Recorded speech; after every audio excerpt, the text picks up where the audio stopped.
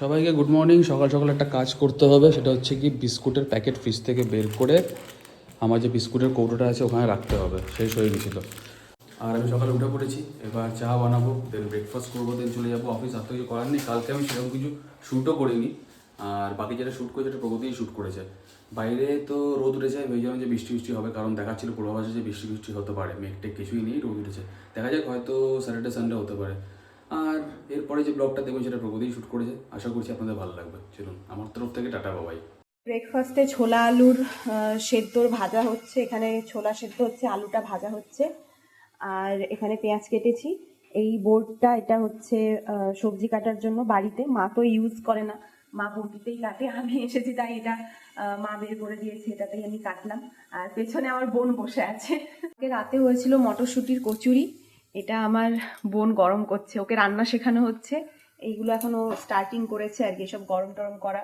না না, চা বানাতে পারে, অমলেট টমলেট বানাতে পারে, ম্যাগি, আলু ভাজা এইসব পারে আর কি। আর কিছু একটা শিখেছিলিস না, মা শিখিয়েছিল? এগ টোস্ট পারে। ও আচ্ছা, এগ টোস্ট পারে।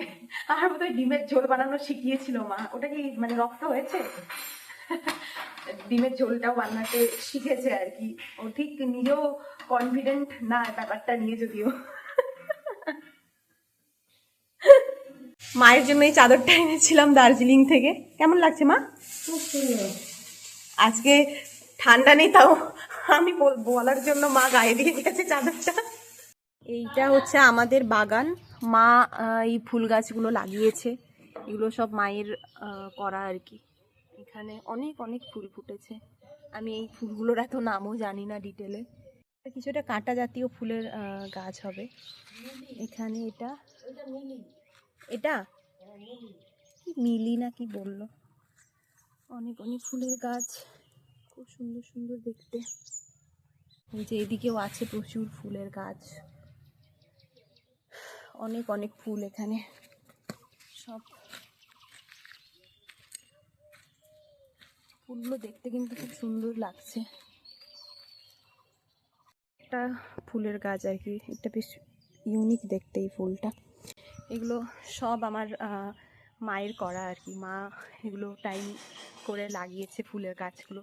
আমার দাদুর খুব শখ ছিল ফুলের বাগান করতো, তো এখন মা করছে আর কি ফুলের বাগান। 2000 years later.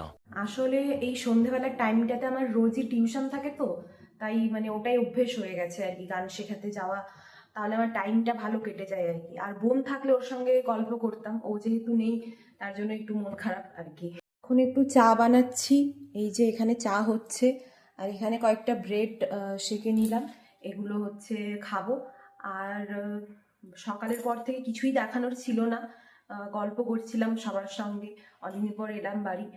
বোন আজকে গেল ওর মেসে, তো ওর একটা প্রজেক্ট জমা দেওয়ার আছে, কালকে ওটা জমা করতেই হবে আর কি, তো তার জন্য ওকে যেতে হলো। আবার চলে আসবে বৃহস্পতিবার, তার জন্য এখন একা একা বোর হচ্ছি, কারণ বাবা মা দুজনেই চলে গেছে কাজে, এইটাই আর কি। তো এখন আর কি আর দেখাবো, একটু বোরই হচ্ছে আর কি এখন।